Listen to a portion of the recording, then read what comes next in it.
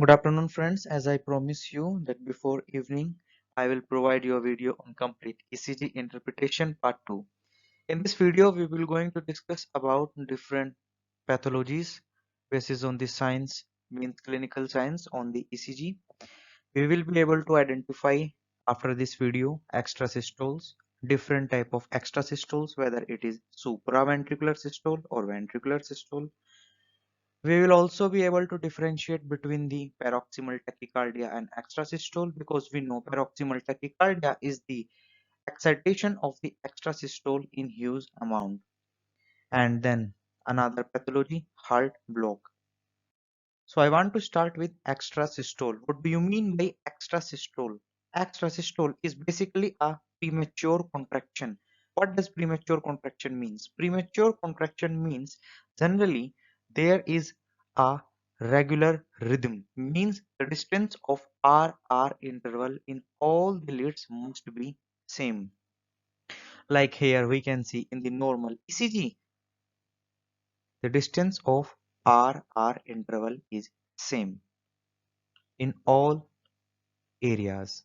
But on pathology, when we have patients suffering from extrasystole, we can see the RR distance is disturbed and we can see one extra ventricular contraction, and this condition is called as extrasystole. Next condition which is related to extrasystole, that is compensatory pause. What is compensatory pause? Whenever we see on the ECG that there is extra systole, how we will differentiate there is extra systole? How we conclude only third contraction is extra systole? We will see that in the first RR interval is normal. In the second RR interval must be here or here, but it is before it. So it is extra systole. So how it is related to compensatory pause? We will measure the distance of the RR interval between the extrasystole, means before the extrasystole contraction and after the extrasystole contraction, and we will measure this distance, and if distance is equal to the two normal RR interval, then we can say it is full compensatory pause, means duration same as two normal complex. Which complex?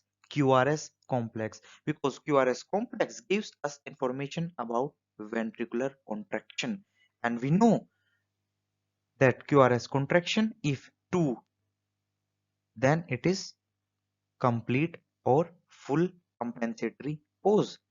But if it is small than 2 contraction, it is also possible. If it is small than 2 contraction, then we are say it is not complete compensatory pause. Now, this is the information about compensatory pause is full or compensatory pause is not full. As I already told you that our first task is to identify where is extra systole. So we can easily find here is our extra systole. Now, to find it, I already told you we will find the length of the two normal contraction complex. We measure this distance and then we compare it with the before the extrasystole and after the extrasystole length. And if both distance are normal, then we are talking about compensatory pause is full. But in our next clinical analysis, we can see the distance of two RR interval is less than this complete contraction. It means it is not full, it is compensatory. So that's all information I want to give you about compensatory pause. You must identify it is full or not full. Now, I already told you about extrasystoles. What are extrasystoles? These are the premature contraction. We can easily find them on ECG. These are of two types. One is supraventricular and another one is ventricular. One is supraventricular and another one is ventricular. Now the supraventricular is further divided into the atrial and atrioventricular node or nodal. Means problem in the atrium or problem at bundle of His, because we know atrium is connected to the ventricles by the help of bundle of His. Means the impulse is transmitted from the atrium to the ventricle via bundle of His, and we also called it nodal. That's why we also called it as nodal. So on ECG, I want to directly talk with you about supraventricular atrial block. How you will identify on ECG it is supraventricular block or not. So on ECG, when you will see that, first of all, I want to give you some basic characteristics that will be in your mind, so you will be easily able to differentiate it is supraventricular atrial block or not. So first of all, take a pen and a copy and write down that P wave is positive but must be deformed, and we will see normal QRX complex. There will be no change in QRS complex, only P wave will be deformed. But remember, in some ECG we will be able to see P wave is negative, but remember in case of supraventricular it must be positive P wave. Why it must be positive? Because impulse start from AV node. So we can say P wave is positive and it is deformed. So whenever you see on the ECG positive P wave with deformed type, you can see the normal QRS complex, then we are talking about supraventricular atrial block, because the problem is with the atria, and on ECG the atria contraction is shown by P wave. So we must see the pathology on the behalf of P wave, and there is no problem with the ventricle. So QRS complex must be normal. This is the clinical example. You can see P wave positive, P wave positive, normal QRS complex. But here we can see P wave positive but deformed. If we see P wave is positive and it is deformed, then we are talking about supraventricular atrial block. So on the behalf of this, you can easily differentiate it is supraventricular atrial block. Next is atrioventricular or nodal. I already told you supraventricular has two types. One is atrial and one is nodal, means atrioventricular. I already gave you information about atrial, supraventricular. Now I want to talk with you about atrioventricular or nodal. So on ECG, what we will be able to see? In case of nodal or atrioventricular, we will say negative P wave. Why negative wave will be seen? Because impulse start from bundle of His, from the medium part of AV node, not from AV node. So we can see in this clinical picture that the impulse start from medium part of AV node, or we can say impulse start near to the bundle of His.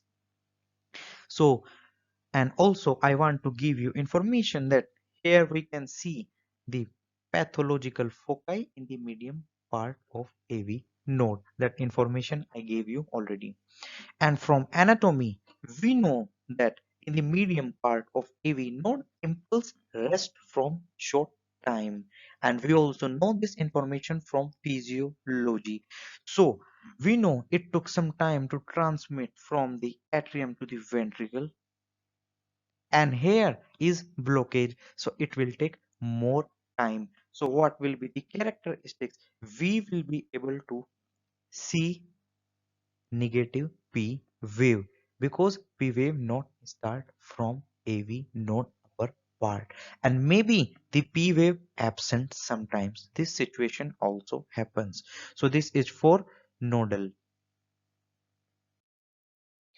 Now in case of atrioventricular, their situation like when P wave absent, because signals are not starting from their origin, they are starting from pathological foci. So as in this ECG we can see no P wave absent, and if P wave absent means signal start from medium part of AV node, and P wave after QRS complex. Sometimes we can see, if we can see that P wave after QRS complex means impulse start from lower part of AV node, means pathological foci located in lower part of AV node. So these are three basic examples on behalf of which we can find where is atrioventricular block. It is in the upper part, it is in the middle part, or it is in the lower part. So we can see here negative P wave, normal QRS complex, that is the characteristic features of such type of pathological foci. So we are talking about medium part of AV node. P wave is absent. If P wave is absent means it start from medium part. And here we can say negative P wave, and if there is negative P wave then we are talking about lower part of AV node. So we can easily differentiate between where is the exact location of atrioventricular block. Is it at the upper part, is it at the medium part, or is it at the lower part? So we complete with supraventricular extrasystole. Now I want to talk with you about ventricular extrasystole. How we will be able to differentiate between supraventricular or ventricular extrasystole? Because we know in supraventricular extrasystole, I gave you information that it is problem only with P wave, means problem with AV node. But in case of ventricle, the main clinical feature is with QRS complex. QRS complex deformed. If you see the QRS complex is deformed, then we are talking about ventricular extrasystole, and there is absence of P wave. And if you are very clever student and you have a very sharp memory, I already told you that in case of this pathology, the pathological foci is located either in the medium part or either in the lower part of the AV node. And here is problem with ventricular, means the pathological foci, the source of impulse is located in the ventricle, means there will be absence of P wave, and we cannot see any P wave here. It is the case of ventricular extrasystole. So on examination, you will be easily able to differentiate between supraventricular and ventricular extrasystole. If you see normal QRS complex with pathological P wave, deformed, negative or positive, then we are talking about supraventricular. And on behalf of their characteristics, you can easily differentiate, is it atrial or nodal. Now our ventricular extrasystole is further divided into two parts. That is it right ventricular extrasystole or is it left ventricular extrasystole? Because we know we have two ventricles, it possible problems in both ventricles simultaneously, but not necessary. Doctor must find out where is the exact location of the pathology. Of course, treatment will be the same, but also need to exclude the exact location of pathology because some medicine are resistant to some pathological condition. We can see, we know already that to differentiate these, we know from the ECG interpretation the electrical axis deviation to the right and electrical axis deviation to the left. We already discussed about right ventricular hypertrophy and left ventricular hypertrophy. So if on ECG on the first standard lead, we can see deep S1 wave, deep S1 wave. So we are talking about right ventricular hypertrophy. So we see here the R1S3 in one condition and in second condition R3S1. So these are the conditions for right ventricular extrasystole and left ventricular extrasystole. So we see that in case of here we can see deep S wave in third standard lead, and in this we can see deep S wave in first standard lead. There is more classification of extrasystole. It may be single, it may be group, it may be allorhythmia. So I want to talk with you about different type of extrasystole. So what is single extrasystole? If you see the single extrasystole on the single ECG, is it single extrasystole? Maybe or may not be. What is single extrasystole? When we will be able to see after 2 or 3 normal contraction only one extrasystole.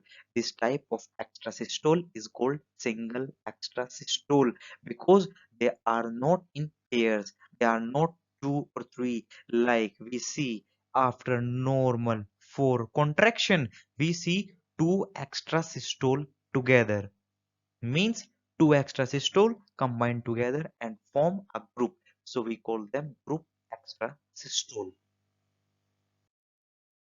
Next information about allorhythmia. Bigamy and trigeminy are the types of allorhythmia. Okay, and I want to tell you also, whatever we are discussing today, whatever we are explaining or understanding or visualizing here, these are all types of arrhythmia. So do not forget about this. So we are talking about bigamy and trigeminy. Everybody knows bi means 2, tri means 3. So you will be easily understand by this term. So when you see one extra systole, one extra systole after every normal contraction, this condition is called bigamy. Bigamy means in the 2 contraction one is extrasystole, that why it is called bigaminy. Trigaminy means in every 3 contraction the third one is extrasystole. You can see 2 normal contraction and third one is extrasystole. You can see 2 normal contraction and then extrasystole. You can see 2 normal contraction and then extrasystole. So this is the way how we will be going to differentiate these things. Now the next pathology is paroxysmal tachycardia. Paroxysmal tachycardia is nothing but it is the prolonged excitation of extrasystole group. Means there is the sudden acceleration of cardiac rhythm. It increase up to 180 to 250. And how we will be able to differentiate? We can easily see so many extra systoles, and when so many extra systoles together without any normal contraction, then we are talking about paroxysmal tachycardia because it is a prolongation of extra systole. So it is the very easiest clinical examination on ECG. But remember, it is very grave for the patient. The patient may die. May be interesting for the doctor. He or she can easily analyze the patient is suffering from paroxysmal tachycardia, but the risk for the patient life. So now I want to talk with you about fibrillation. And we have two pathology. One is fibrillation and another one is flutter. So fibrillation is the excitation and conduction by each and every myofibrils. And in case of flutter, there is excitation and contraction only of some group of myofibrils. So I want to give you a basic clinical picture about atrial fibrillation. But really very sorry during making the presentation. we put the clinical sign of atrial flutter instead of fibrillation. So you must understand here the flutter.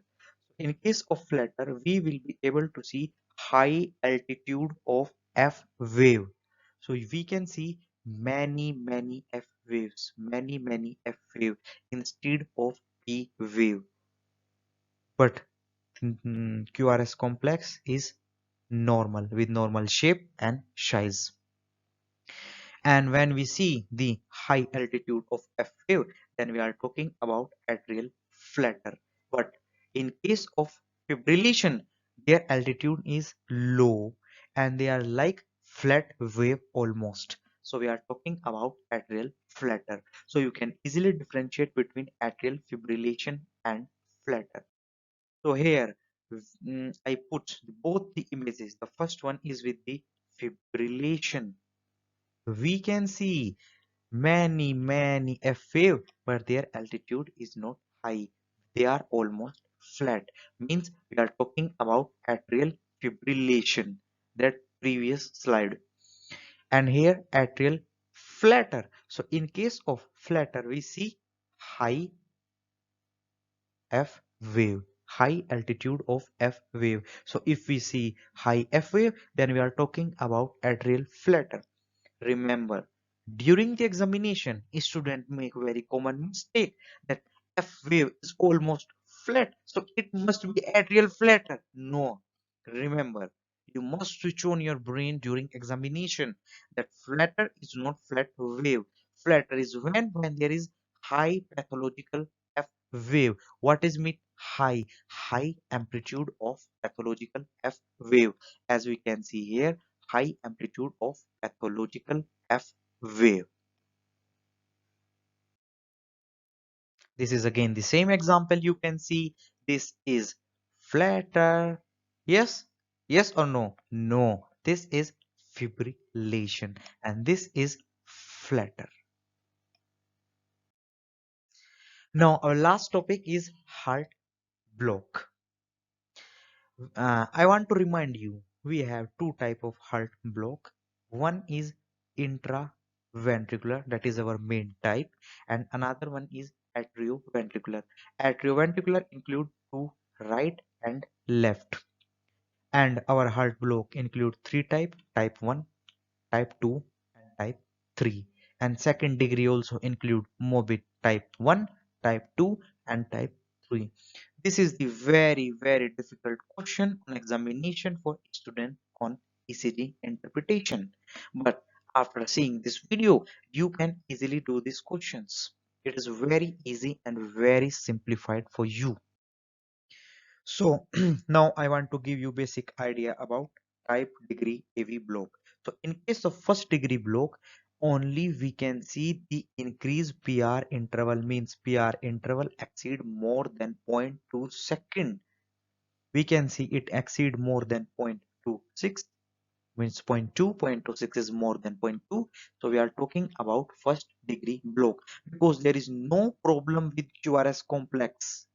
Everything is normal, means signals easily passing from the a bundle of his. So you can easily differentiate first degree block if is only prolongation of PR, sorry, PQ interval or PR interval. Generally PR interval 0.2 second. Type 2 degree. In second degree, we have three types: type 1, type 2 and type 3. I will give you information about all the types. So first of all, I want to give you information about type 1. In the type 1, there will be the passage of the signals through the bundle of his, but sometimes the signals stop for some times and then restored again. If the signals stop for the sometimes, then there will be no contraction of the ventricles, and if there will be no contraction of ventricles, means absence of QRS complex. So on this we can see prolongation of the PR interval and periodic missing of QRS complex. So if we see periodically, means after 2 or 3 normal contraction. Only problem with one QRS complex, and then problem restored again, as we can see, again normal contraction. So we are talking about second degree type 1. Now I want to give you information about second degree type 2. In the second degree type 2, there is the problem with the QRS complex also. The QRS complex sometimes normal and again abnormal, and it is for maximum type. Means we can say it is the chaotic falling of QRS complex. As we can see here, prolongation of the PR interval, prolongation of PR interval, and then we can see QRS complex. Here we can also see QRS complex. In case of type 1, only problem with one QRS complex, and the problem again for 4 to 5 normal contraction. But in type 2, problem exceed after every normal contraction. Now, I want to differentiate between type 1 degree, type 2 movies type 1, type second movies 2, and type second movies third. And this is our third degree block that I want to talk with you about the differentiation being. So in the type 1, I already told you there is only the problem with the PQ interval.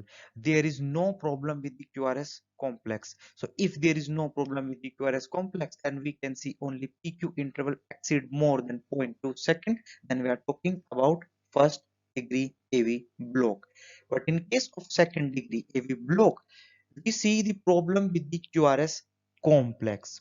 Sometimes the QRS complex does not show any clinical symptoms on ECG, but these are going on inside patient body, and these need to be found out by the doctor by the method of auscultation. So in case of second degree type 1, we see there is the, I already told you, prolongation of PR interval. Then second symptom with the QRS complex means in the type 1, the signals generally pass from the bundle of phase to the ventricles, but sometimes signals stops for the sometimes. If there will be the no transmission of signals from the bundle of phase to ventricles, so there will be the no contraction of ventricles and there will be the absence of QRS complex. Here absence. So we are talking about second degree type 1. Then we have second degree type 2. I already told you when you see many problem with QRS complex, then we are talking about type 2. And in the third, it is the very special. To identify the type third, doctor do auscultation and he able to hear pistol short sound, means dull first sound. So on the ECG, what we will be able to see? We will be able to see first normal contraction. After normal contraction, there will be the problem with P wave. There will be the deformed P wave. Then there will be no QRS complex. Again, there will be P wave and prolongation of the PQ interval which exceed than more than 2 second. Again, we can see pathological P wave. So if we see only pathological P wave and more distance, then we are talking about type third block. So that's all information I want to give you about heart block. Type atrioventricular. We have another type, that is intraventricular heart block. It is very easy to identify intraventricular heart block. It may be right ventricle and it may be left ventricle heart block. We know already electrical axis deviation to the right and electrical axis deviation to the left. So generally we know QRS complex is sharp and short and normal. So, but in case of pathology, the QRS complex become wide.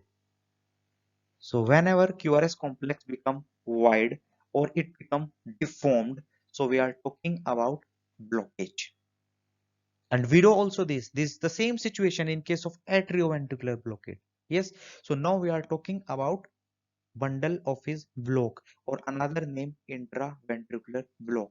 So in case of right, we actually, to differentiate this, even we do not need to see electrical axis deviate to the right or electrical axis deviate to the left, because if we see this is the case of intraventricular blockade, we need to see the clinical symptoms of chest lead.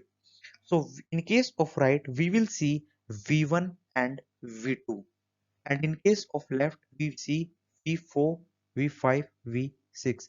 But here we see V5 and V6. So we see V5 and V6 are increased. Their amplitude is increased.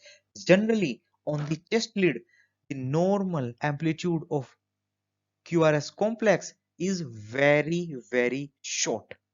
But in pathology, it is increased. So if it is increased on V5 and V6, then we are talking about left ventricular block. Like we can see here, V5 and V6. So we are talking about left ventricular block.